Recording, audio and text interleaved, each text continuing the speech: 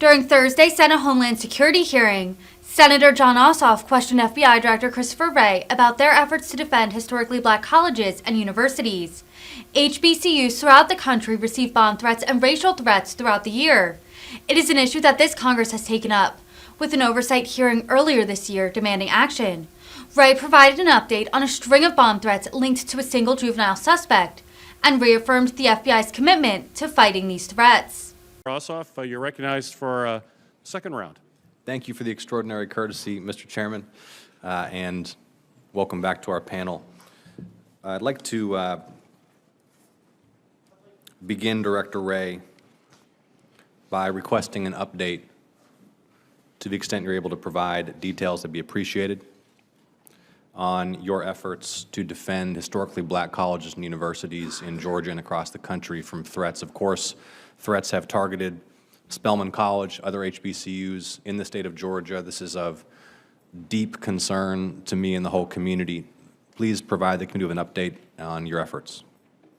Well, Senator, certainly we share your concern. The fear and disruption that those threats have caused is utterly unconscionable. And this investigation, really I should say these investigations, plural, have been a priority for the FBI, including multiple field offices, joint terrorism task forces, et cetera. The update that I can give is that for the first tranche of the threats nationwide, the ones that generated probably the most initial media attention, if you will.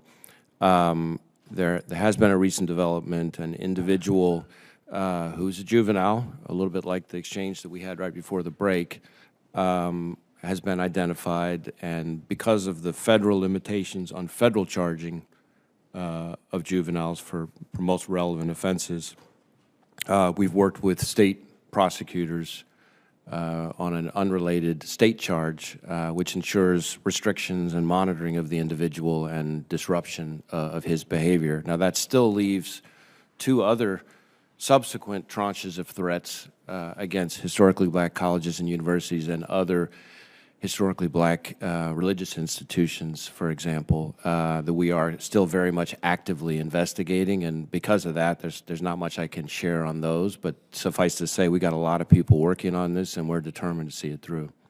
Thank you, Director Wray.